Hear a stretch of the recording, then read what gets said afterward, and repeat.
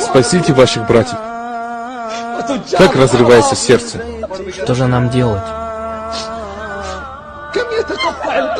Как разрывается сердце, когда ты видишь этих несчастных и ничего не можешь для них сделать.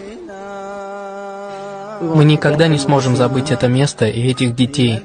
Мы не забудем их, мы еще навестим их. Мы должны сделать что-то, чтобы изменить всю жизнь этих детей. Не только один день. Женщины-христианы жертвуют собой ради христианства. А ты, внучка Хадиджи, Айши и Амары, ты живешь в лучшем положении, надушенная лучшими духами.